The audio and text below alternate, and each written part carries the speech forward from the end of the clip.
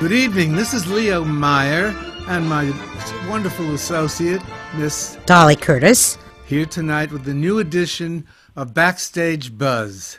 And tonight we have a special treat in store for you. One of the great ladies of the American theater, a working legend who has started as a kid and has never stopped and has a resume that is to be admired and just worshipped. Our favorite lady of the evening is Elizabeth McCann, producer, manager, general manager, lawyer, writer, you name it. Liz, welcome aboard. It's wonderful that you're available to us tonight. I can't thank you enough. Well, Leo, you and I have known each other for a long time and been friends for a long time. It's true, and we're still speaking. We have this chance to talk. Right. And it's been a long time. We did many shows together, and it was a wonderful time for me, I'll tell you. I always loved working with you and your partner at the time. Leo says that he built a lot of the shows, Liz. He certainly did. That's great. He had a wonderful scene shop. Absolutely. Certainly did. I was there many times. Well, you have to tell me how, as a child, living in the city, being brought up in the city, how you became infatuated with the stage at a young and tender age. Gee, I really have to think a second. Well, you're right. I did grow up in the city, and neither one of my parents. I wasn't taken to the theater as a kid. We used to go to the movies all the time.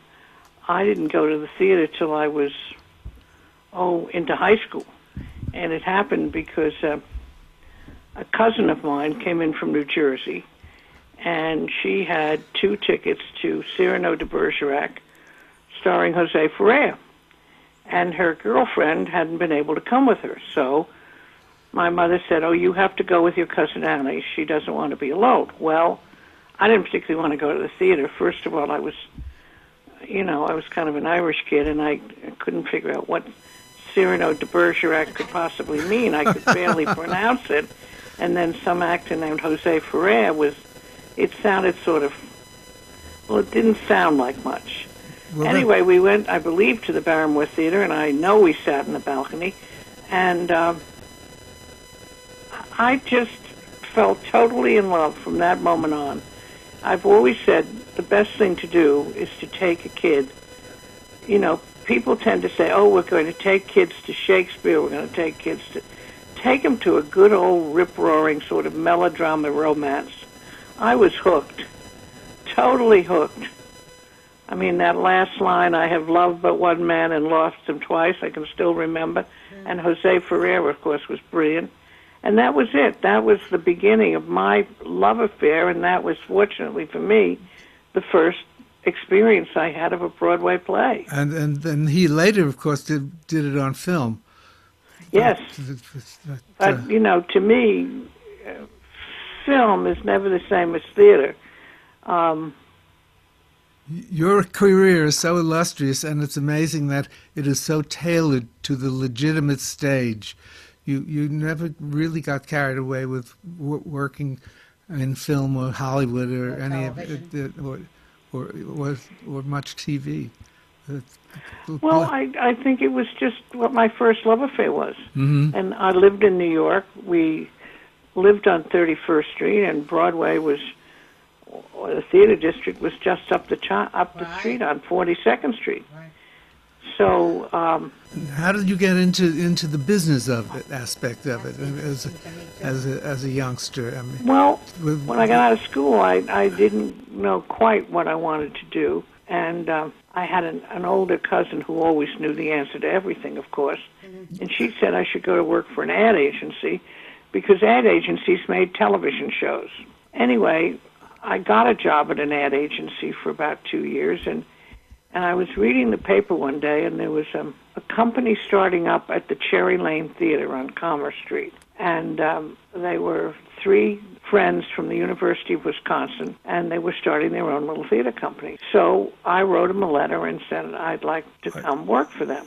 Get a job. But you were not in law school yet, right? No, that's much later. And Later. first, they were doing a production of Way of the World. Oh, the Congreve play, And, wonderful. They had gotten very good notices, and they were very well regarded. This was a time when Off-Broadway was just kind of beginning to be something. Like Circle in the Square was just beginning, and it wasn't really regarded as, and they were suddenly, people were taking a look at this little company. Anyway, down I went, and they looked at me and they said, well, we can't hire anybody. We haven't got any money. Of course. The universal line in the theater. Yeah, Right. And they said, but if you'd like to come and help us, of course, be a volunteer. So I did. I started as an usher, like 3 nights a week or something. And they had somebody else. I remember a girl named Betsy Katzen. And she and I alternated ushers. Cherry Lane was a very small theater. You didn't need more than 1 usher. And then I graduated to the box office. And then finally, they were an extraordinary 3 people. And they found enough to pay Betsy and I $5 a week, which was an extraordinary sum for us. We were thrilled to death. And then what happened after they did The Way of the World. Way of the World, they did a production called Thieves Carnival, for which they won a special Tony. And they were terribly successful at this point. And you were with a hit. There I was with a hit. Now, at this point, Sybil, who was the partner who was sort of the business manager, she'd gotten an opportunity to go to work for a man named George Schaefer in the Hallmark Hall of Fame. So she didn't want to put in the hours that she'd put in, and they said, would I like to do Sybil's job while she was uptown doing working with George? And they would pay me $50 a week. Well, this was an awesome amount of money. Wow. Well, I was In those days. I was still living with my parents as a good Irish daughter, and I told my parents I wanted to take this job at $50 a week. Well, they thought I was absolutely crazy, because I could probably make $60 a week at the ad agency. But I prevailed, and I went to work for them. And I went to work for them until, unfortunately, they had 2 unfortunate failures in a row. God, I remember this first one, but I can't remember. The second one turned out, believe it or not, to be Mornings at 7. Really? Got wonderful notices, but didn't do any business. And that plays into my story much later on. So with the failure of these 2 plays, they ran out of money, and they decided to close up. So I started around to try and get a job with their help. And I ended up working with a man named Maurice Evans. Ah, the famous actor. Famous actor who at that time had a play on. Maurice was a famous actor producer, and he had produced a play called No Time for Sergeants. Oh, yeah, and big it was hit. running on Broadway, and they needed an assistant, and so that was my first sort of. I wasn't there at the very beginning, but I was there as the show was running on, and he had an office in the Paramount Theater building, and there I was on Broadway. And you never left. I never left. And the fascinating thing about it is that in those days, at a place like the Cherry Lane was set up exactly like a Broadway company in miniature. They had budgets, and they had box office receipts, and they had profit and loss statements. They were very much a mini of Broadway. So I'd had a certain amount of training, and then when I went to Broadway, I already knew a little bit about getting my way around. And I can't remember where I ended up after. Oh, God, I ended up with a guy named Martin Tossi, who was producing road shows, and I've had all kinds of strange adventures now that I think back on it. I'm trying to remember, Leo, did you do Mornings at 7 for Nell and I? Absolutely incredible show. Yeah, that was a and I wonderful think hit. one thing that helped me is Mornings at 7 was absolutely an accident. It was done out in Chicago, directed by a man named Vivian Madeline, and he begged Nell and I to come out and see it. Well, I had just broken my leg, and I wasn't about to go to Chicago. And so Nell went, and she called me back, and she said, "This is the funniest play I've ever seen." I said, "You're out of your mind. That play's been done twice and failed." It was done originally on Broadway with Lillian Gish in, I think, 1939, 1940, and failed. And then it was done off-Broadway with a very good cast and failed. "What are you talking about?" "Oh," she said, "it's marvelous. I said, "Well, we'll do it then." So we did, and it turned out to be this absolutely sleeper hit. Out of nowhere, it became a great hit. And I guess you always kind of, something else happened, Leo, about that set. It was designed by William Rittman. And I remember shortly before we did the play, because play in Chicago, we had to build our own set. As I remember thinking to myself, I went to see a revival off Broadway, and it was at the Golden Theater. And while I was coming out of the theater, the guy said to me, who produced it or managed it, "Gee, Liz, we did this for 5 cents and this, that, and the other." And I thought, "God, it looks like you did it for 5 cents." And I said to Nell, "Look, it seems to me what we tend to do is when we do a revival, we treat it like an antique. We should treat it like a new play. We should give it the same amount of love and the same amount of expense that we do." And you remember that set was absolutely beautiful. It was an incredible set. Well, Bill Rittman was a wonderful designer. He also did He was a wonderful Death designer. Trap. It was absolutely glorious. And that was one of the first things that I think by an accident of me having read this guy who was bragging about having produced a revival for 10 cents, that I got this notion in my head that revivals should have the same affection that you would give an original production. So there it was, and Nell and I had produced 2 other things on Broadway before that. We produced Dracula, which I don't know whether you did the set for or not. I didn't do the original. I did the road. And then we did Elephant Man, I think. And we then did the Elephant Mornings Man at together. 7. Right. Now, you did Mornings My at Fat 7 Friend together. Was at the Lyceum Theater, and we would go on a night, and people would come up to me and say, "Oh, it's so wonderful you're doing this play. You made money on 2 shows, and now you're prepared to lose money." And I used to think, "Oh, my God, what have we gotten into?" Because nobody expected anything of Mornings at 7. I mean, it had failed twice.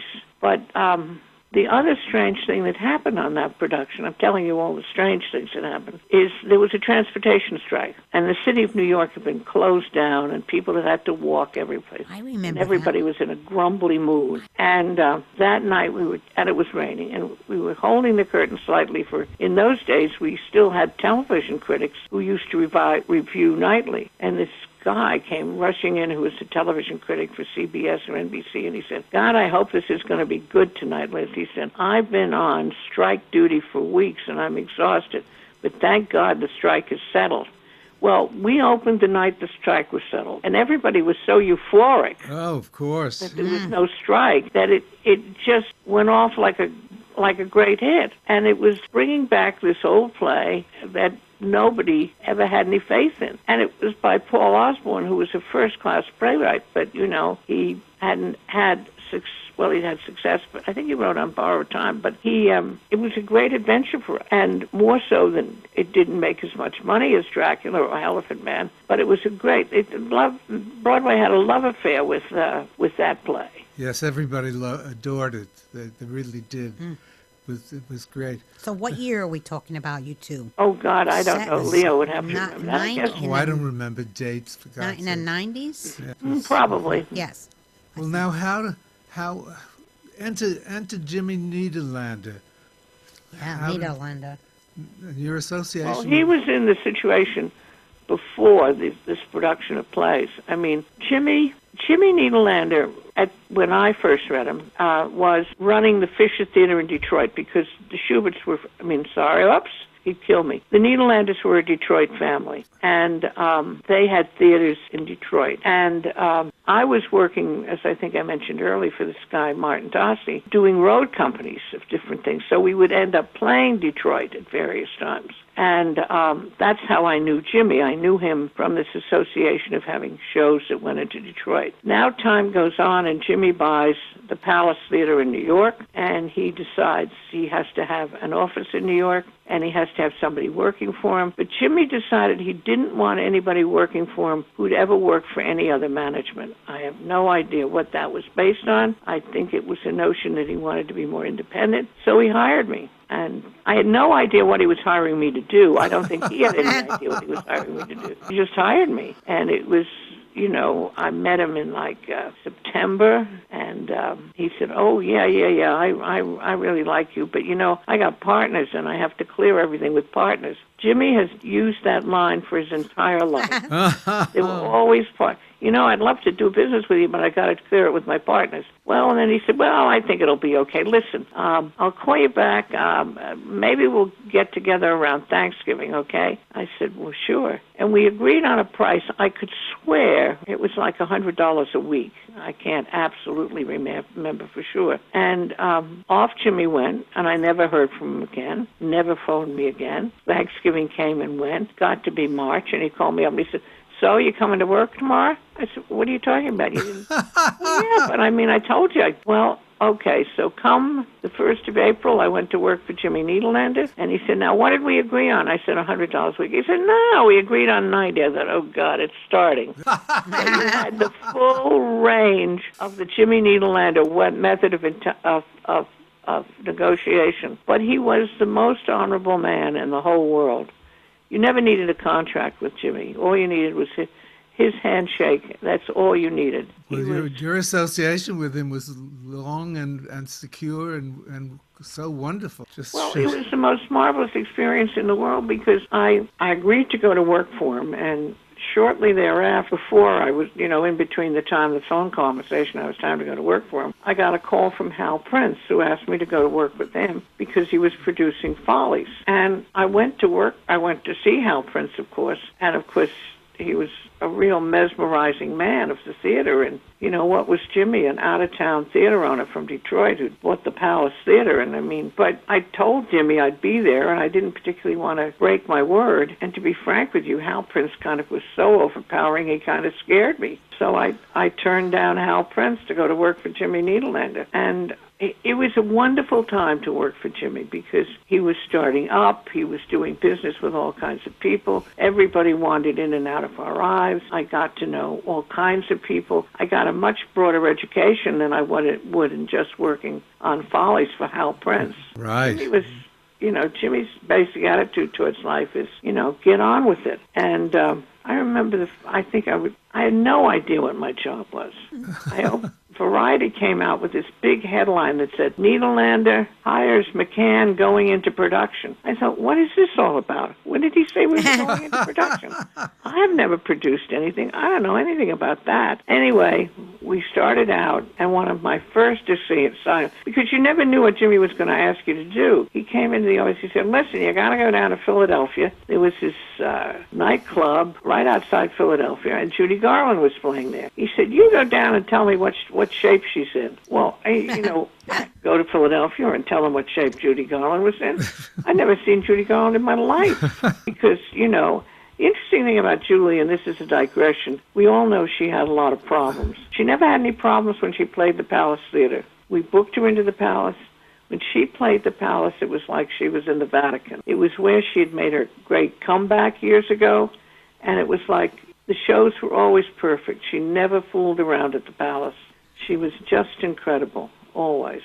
So there we were, Judy Garland at the Palace. And the other thing about Jimmy is, if I'd gone to work for Hal Prince, I'd have known Follies. If I had, in those days, the Schuberts only produced stage plays. Jimmy did whatever he had to do to keep his theaters going.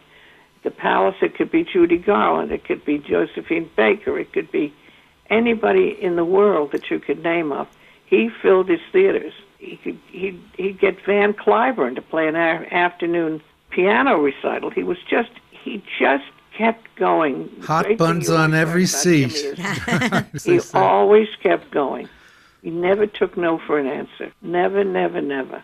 And, later on, one of his great desires in life, he'd been to London, and that was the other thing about Jimmy. Jimmy started looking overseas for properties. Jimmy went everywhere. And he'd been to London, he'd seen a Royal Shakespeare Company production of Sherlock Holmes. And he wanted to do that production in the worst way. It really appealed to him. But the Royal Shakespeare Company had a verbal agreement with David Merrick, and they weren't about to antagonize David Merrick. So Jimmy would come back from London. He'd say, Janus, do you know how much money I had to spend renting a car to drive from London up to Stratford? And then I get there, and they say no. And he'd go back, and come back, and I rented this car, he told me again, and they said no. So this went on for a while, and that was that. And finally, I happened to be in London. Mainly I happened to be in London because I decided I had to take my mother to Rome to meet the Pope or something. And we came back through London. And the other interesting thing about Jimmy that I learned is Jimmy would talk to everybody. I had known more people in New York than Jimmy had. And I'd say to him, you don't want to take a call from him. He's a loser. Jimmy'd say, well, you never know who's going to have something. He would talk to everyone. And in the lobby of my hotel, I ran into this guy. No, it wasn't that way. I called this guy in London, one of the people Jimmy would say, you never know who's going to have something. I thought he was a real loser, but I called him up, and he said, well, gee, Liz, I'm going to be down at the hotel today because I'm having lunch with David Brierly. Now, David Brierly was the famous man that Jimmy had spent all his taxi money on to get up to Stratford. And I said, gee, would you mind if I just stopped by your table and you might introduce me to David Brierly? He said, sure, why not? So that I did that, stopped by, got introduced to David Brierly, talked for a few minutes, went to a matinee, came back from the matinee, and David is running around the lobby of the hotel saying, where have you been? I said, I've been at a matinee. He said, what are you going to matinees for? I said, well, he said, listen, we're going to drop Merrick. We'll go with Needleender. Can you make a deal? I said, right now? He said, yeah, will you make a deal? And I said, yes, thinking, God, I don't have Jimmy's approval for this, but he's always wanted this show. Anyway, and it was too late to call him in New York with the time difference, so David and I sat in the lobby and figured out a deal, shook hands. I called Jimmy, and I said, Jimmy, you got your wish. I didn't have to go to Stratford. I just had to walk into a hotel lobby, and you've got the show. Sherlock Holmes. Wow. And it was, you learned from Jimmy, it was always about being around and talking to people and being, he was very tenacious. He never gave up. So that began Jimmy's longtime association with Sherlock Holmes, with the Royal Shakespeare Company, which ended up with Nicholas Nickleby. Yeah. Right. And so, well, in all, let's see. Liz, maybe you should ask me some questions. I'm running out of... I want to know about how many shows you actually did, because the list is so lengthy, and I know the list that I have, there are things that are left out. Can you count that many fingers and toes? You know, I don't really know that I can. I mean, you have to have done 75 or 100 or 100 shows. You know, Nell and I worked together for a very long time. Yeah. And then she had a kind of interest in going to I mean, things were pretty rough in New York at a certain time, and she was sort of interested in seeing what might be out in California. So she went out to California for a while to see what was happening in television. And I never went that way. It didn't appeal to me for some reason. She had a good degree of success in California. And I hung around New York and ended up working with Peter Schaffer and Edward Albee as their producers, which was an amazing achievement for me. You did every one of Albee's plays, and what a success record. I mean, I think I produced everything of Albee's for many, many years, and he was an extraordinary character, but I learned, if you get into a situation and you're prepared to listen, watch, and learn, you're ahead of the game. If you go into a situation and you say, okay, I'm going to tell you guys how to do it, you're not going to learn anything. Right. And I learned so much from Edward.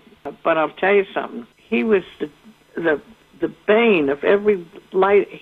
He used to say, now listen, it's very simple. The curtain goes up, the lights go on. The end of the play, the lights go off. There are no light cues. Well, Leo, every lighting designer on Broadway used to shudder. The thought of having to light the show for Edward. And he'd say to me, did you see any light change? I said, no, I didn't see any light change. You saw a light change? Because they would sneak them on us, because you were getting into that age of computerized switchboards in which, they put the entire sunset up on the stage if they got a chance. Mm-hmm. But he was a great believer on anything you did on stage that would take the attention away from the words of the playwright. was a mistake. And he was right. Well, wonderful, wonderful playwright. Was he probably one of your favorites? You knew all of them, Tennessee Williams. Well, I think because we did so much together, we formed a real bond. And he died just about a year ago, and he was an extraordinary man. Yeah, well, with all these people you accomplished together, so much theater that people got to enjoy.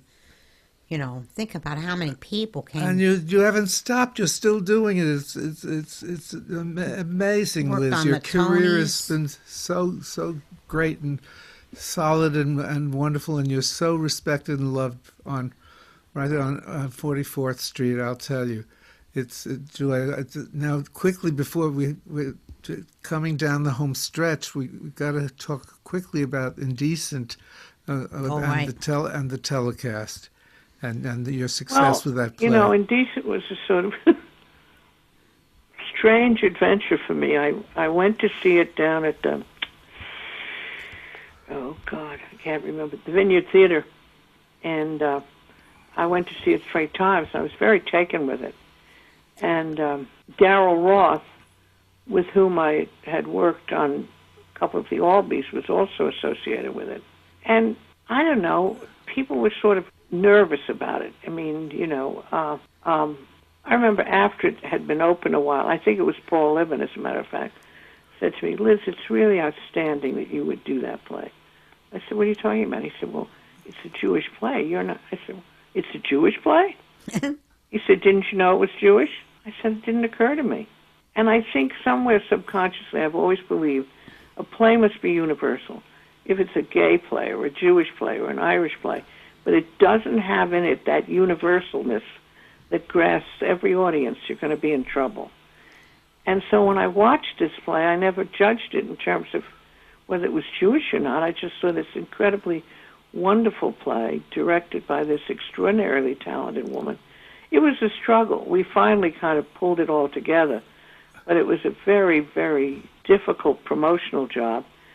And finally, I don't know what happened. All of a sudden, the audience just decided to come. After we'd been operating, I think 8 or 9 weeks, it losses every week, and the Tonys came, and we announced we were closing in 2 weeks. And Darryl had suddenly gotten very emotional about the play, which is not the wisest thing to do, but in this case, it was very wise. And she called me up and she said, Liz, we can't close this play. I said, you're crazy. We've already posted the closing notice. This is Wednesday matinee. We've sent back every ticket we've previously sold, and as of next Tuesday night's performance, there is not a ticket sold. She said, we've got to keep it running. I said, this is total madness. The famous Paul Libin once more time said, you guys crazy?